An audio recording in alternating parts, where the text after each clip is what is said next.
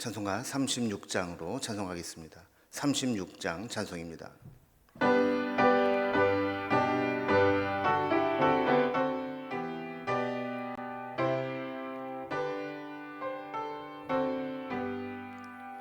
주 예수 이름 높이여 다 찬양하여라. 금멸유관을 들여서 만유의 주 찬양, 금멸유관을 들여서 만유의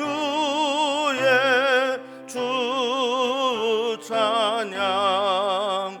주 예수 당한 고난을 못 잊을 죄인아, 내 귀한 법에 바쳐서 만유의 주 찬양, 내 귀한 법에 바쳐서 만유의 주 찬양. 이 지구 위에 거하는 온 세상 사람들, 그 크신 위엄 높여서 만유의 주 찬양, 그 크신 위엄 높여서 만유의 주 찬양. 주 믿는 성도 다 함께 주 앞에 엎드려 무궁한 노래 불러서 만유의 주 찬양, 무궁한 노래 불러서 만유의 주 찬양. 아멘.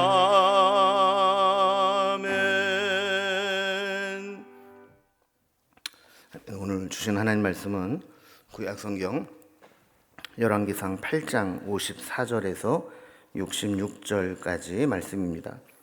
열왕기상 8장 54절에서 66절까지 527면에 있습니다. 말씀을 제가 봉독하겠습니다. 솔로몬이 무릎을 꿇고 손을 펴서 하늘을 향하여 이 기도와 간구로 여호와께 아뢰기를 마치고 여호와의 제단 앞에서 일어나 서서 큰 소리로 이스라엘의 온 회중을 위하여 축복하며 이르되, 여호와를 찬송할지로다. 그가 말씀하신 대로 그의 백성 이스라엘에게 태평을 주셨으니 그 종 모세를 통하여 무릇 말씀하신 그 모든 좋은 약속이 하나도 이루어지지 아니함이 없도다. 우리 하나님 여호와께서 우리 조상들과 함께 계셨던 것 같이 우리와 함께 계시옵고 우리를 떠나지 마시오며 버리지 마시옵고 우리의 마음을 주께로 향하여 그의 모든 길로 행하게 하시오며 우리 조상들에게 명령하신 계명과 법도와 율례를 지키게 하시기를 원하오며, 여호와 앞에서 내가 간구한 이 말씀이 주야로 우리 하나님 여호와께 가까이 있게 하시옵고 또 주의 종의 일과 주의 백성 이스라엘의 일을 날마다 필요한 대로 돌아보사 이에 세상 만민에게 여호와께서만 하나님이시고 그 외에는 없는 줄을 알게 하시기를 원하노라. 그런즉 너희는 너희의 마음을 우리 하나님 여호와께 온전히 바쳐 완전하게 하여 오늘과 같이 그의 법도를 행하며 그의 계명을 지킬지어다. 이에 왕과 및 왕과 함께한 이스라엘이 다 여호와 앞에 희생 제물을 드리니라. 솔로몬이 화목제의 희생 제물을 드렸으니 곧 여호와께 드린 소가 22,000마리요 양이 12만 마리라. 이와 같이 왕과 모든 이스라엘 자손이 여호와의 성전의 봉헌식을 행하였는데, 그날에 왕이 여호와의 성전 앞들 가운데를 거룩히 구별하고 거기서 번제와 소제와 감사제물의 기름을 드렸으니, 이는 여호와의 앞 놋 제단이 작으므로 번제물과 소제물과 화목제물의 기름을 다 용납할 수 없습니다. 그때의 솔로몬이 7일과 7일 도합 14일을 우리 하나님 여호와 앞에서 절기로 지켰는데 하맛 어귀에서부터 애굽 강까지의 온 이스라엘의 큰 회중이 모여 그와 함께 하였더니 여덟째 날에 솔로몬이 백성을 돌려보내매 백성이 왕을 위하여 축복하고 자기 장막으로 돌아가는데 여호와께서 그의 종 다윗과 그의 백성 이스라엘에게 베푸신 모든 은혜로 말미암아 기뻐하며 마음에 즐거워하였더라. 아멘.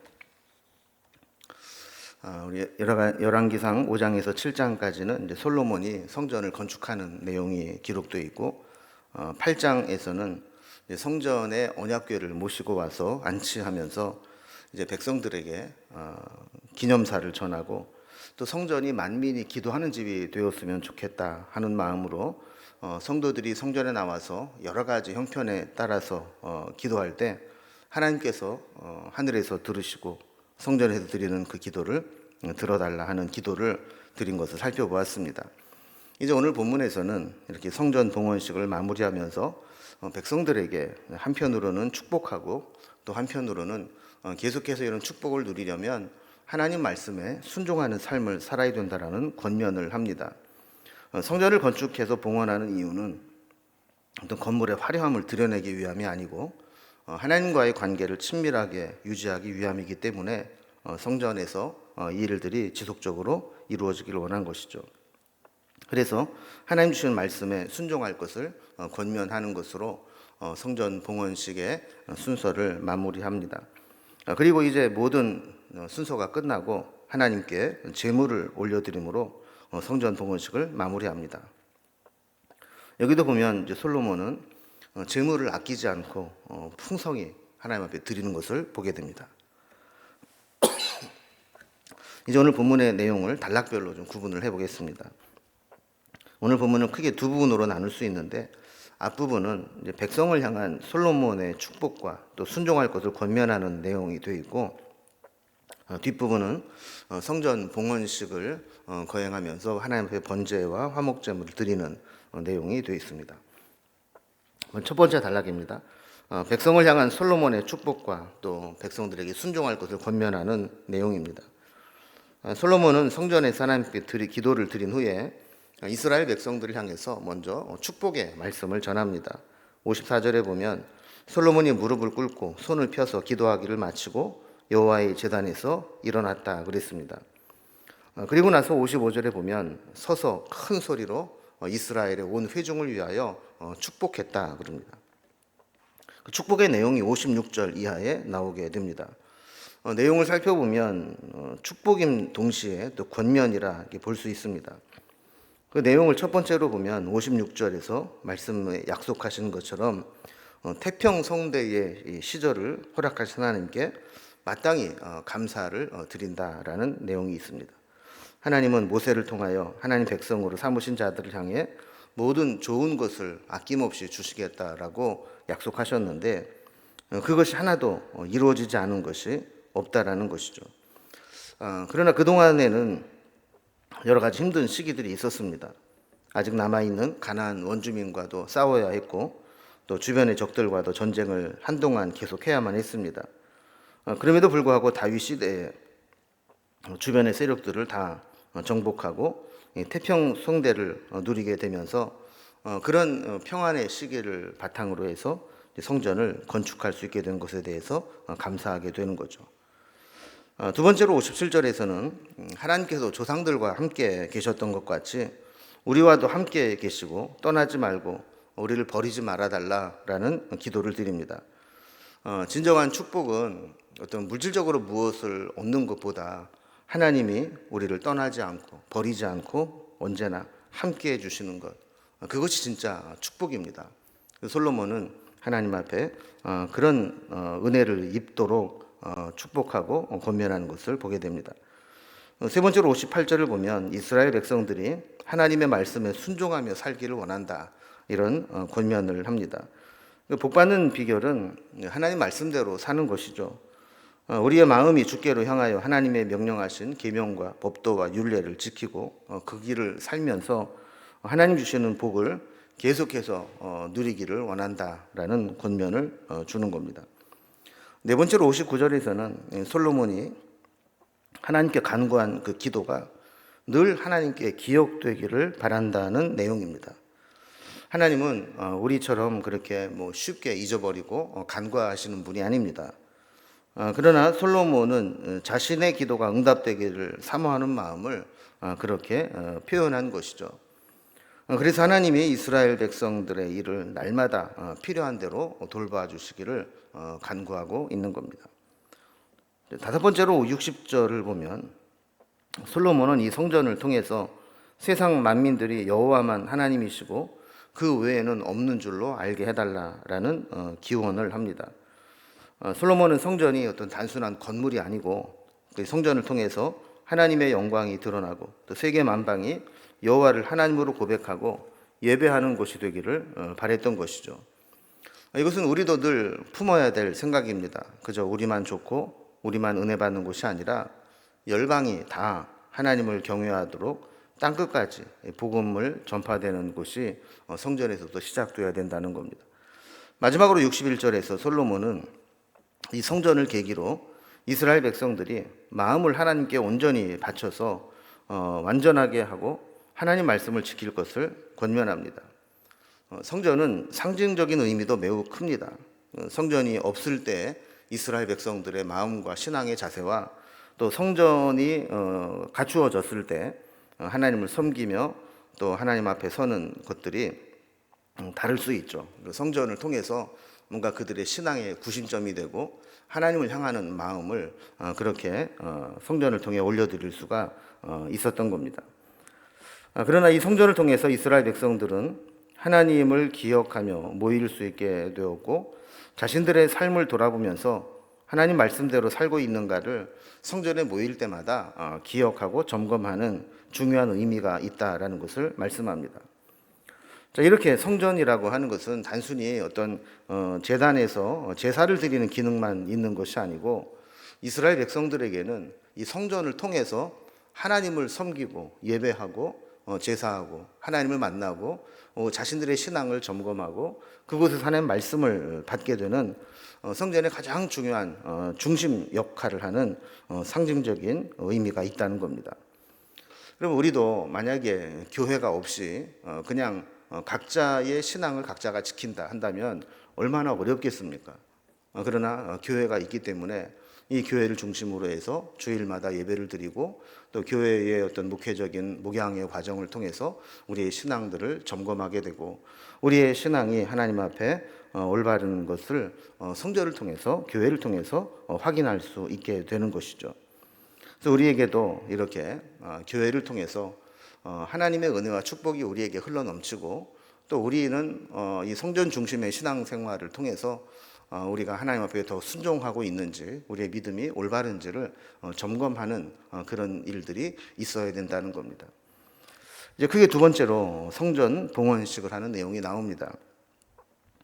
성전을 봉헌하여 드린 솔로몬은 하나님을 향해서는 기도를 드리고 또 백성들을 향해서는 축복과 권면의 말씀을 했습니다.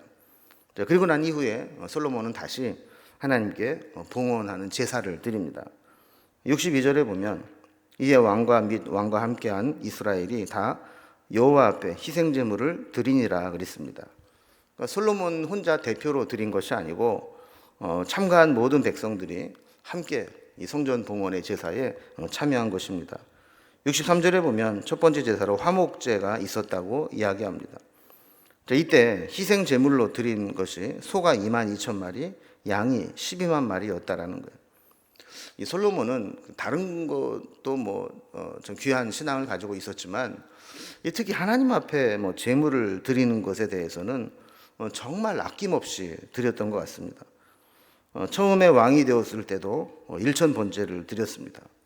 또 오늘 성전을 봉헌하면서도 소 22,000마리, 양 12만 마리, 이 어마어마한 제물을 화목제물로 하나님께 바치면서 이 화목제의 특성상 이 제물은 제사장과 또 참여한 백성들이 함께 나누어 먹도록 했는데 여기에 참여한 모든 백성들에게 함께 하나님의 은혜를 나누도록 했던 것이죠. 오늘 본문과 병행 구절인 역대하 7장 4절 이하에 보면 이때 레위 사람들은 다윗 왕이 여호와께 감사하려고 레위 사람들에게 만들라고 해서 하나님을 찬양하기에 만든 그 악기들, 이런 것들을 솔로몬이 가지고 나와서 하나님 앞에 서서 제사장들이 나팔을 불고 백성들이 서서 함께 찬양을 드리게 했다, 이렇게 기록을 하고 있습니다. 어떤 단순히 제물만 바치는 것이 아니라 할 수 있는 최고의 찬양을 올려드리면서 하나님 앞에 예배를 했다는 것이죠. 다시 64절로 돌아와 보면 번제와 소제와 감사제물을 드렸다 그랬습니다. 근데 이 제물이 많다 보니까 평상시에 드리는 놋제단이 작아서 거기에서는 그 많은 제물들을 다 제사로 드릴 수가 없었습니다. 그래서 성전 뜰 앞 가운데 거룩히 구별하고 임시 제단을 건축했다라는 것을 볼 수 있게 됩니다. 그러니까 성전 봉헌식을 하면서 하나님께 드린 이 화목제와 번제의 규모가 얼마나 컸는지를 알 수 있게 되는 것이죠. 65절에 보면 이 성전 제도가 또 얼마나 지속되었는가, 또 얼마나 많은 사람들이 모였는가를 알 수 있도록 해주는데요. 7일과 7일 도합 14일간을 여호와의 절기로 지켰다 그랬습니다. 그리고 여기에 참여한 사람들은 하맛 어귀에서부터 애굽 강까지 온 이스라엘이 큰 회중에 모여 그와 함께했다 그럽니다. 이 하맛은 이스라엘의 영토로 보면 그 가장 북쪽에 있는 경계이고 애굽은 남쪽 경계입니다. 그러니까 이스라엘 전역에 남쪽 끝에서 북쪽 끝에까지 모든 백성들이, 올 수 있는 사람들은 전국에서 다 모여서 이 성전 봉헌식을 거행했다라는 겁니다. 65절에 보면 여덟째 날에, 그러니까 첫 7일간의 절기를 마치고 두 번째 7일간의 절기가 시작될 때 솔로몬이 백성들을 집으로 돌려보냈다, 이렇게 기록을 하고 있습니다. 자, 이것은 이제 성전 봉헌식과 장막절이라고 하는 절기를 연결시키기 위한 의도였습니다. 그래서 두 번째 7일은 각자 자기 장막으로 돌아가 장막절 절기를 거기에서 지키게 한 것이죠. 그러니까 이 성전 봉헌식을 마치고 7일 동안 봉헌식을 한 다음에 이제 돌아가서 장막절을 맞이하게 되는데 거기에서 장막절로 이어지게 했다는 거예요. 이 성전 봉헌식에 참여한 사람들이 얼마나 감격스러웠겠습니까? 왕과 백성들이 하나님의 성전에서 함께 예배하고 찬양하고 하나가 되어서 성전 봉헌의 축제를 누리다가 그것이 장막절로 이어져서 신앙의 큰 축제가 되었던 겁니다. 우리에게도 하나님이 허락해 주신 교회가 그런 의미를 잘 이어받아야 합니다. 그래서 하나님 앞에 제사 드리고, 또 한편으로는 이 교회를 통해서 우리의 신앙을 점검하고 우리 하나님 앞에 우리의 모든 것들을 드림으로 하나님을 기쁘시게 하는 그런 일들이 성전 봉헌식에서 일어났던 것처럼 우리도 신앙생활하는 교회를 통해서 하나님의 은혜를 받고 또 우리 헌신과 또 순종의 삶을 고백하는 그런 일들이 이 교회를 통해서 이루어지게 됩니다. 우리에게도 허락하신 우리 교회가 이 일을 잘 감당하는 그런 믿음의 교회가 될 수 있기를 주님의 이름으로 기원합니다. 기도하겠습니다. 하나님 아버지, 솔로몬이 성전을 건축해서 하나님 앞에 봉헌한 이후에 하나님께는 기도를 올려드렸고 또 백성들 앞에는 축복과 권면의 말씀을 전한 후에 번제와 화목제와 여러 가지 제사를 통해서 하나님 앞에 감사의 제사를 올려드린 것을 보게 됩니다. 우리도 늘 하나님 앞에 모일 때마다 우리가 섬기는 교회가 이 성전의 의미를 살릴 수 있는 그런 교회가 될 수 있도록 인도해 주시옵소서. 그래서 이곳에서 하나님을 기쁘시게 하고 영광 돌리며 우리의 삶을 드리는 예배와 또 헌신이 있어지게 하여 주시고, 이 교회를 통해서 우리의 신앙을 점검하며 하나님 말씀대로 순종하며 살아가고 있는지를 늘 회복하는 그런 계기가 될 수 있도록 인도해 주시옵소서. 솔로몬이 하나님 앞에 봉헌하는 이 제물을 아낌없이 드림으로 영적인 큰 축제가 일어났던 것과 마찬가지로 우리에게도 하나님 앞에 드리기를 힘쓰므로 말미암아 드려진 예물들로 인하여 하나님을 기쁘시게 하는 사역들이 풍성하게 이루어질 수 있도록 인도해 주시옵소서. 우리 주님께 오늘도 모든 것을 의탁드리고 또한 우리의 삶이 주님과 동행하는 삶이 되기를 소망하며 예수님의 이름으로 기도드리옵나이다. 아멘. 각자의 제목들로 자유롭게 기도하시겠습니다.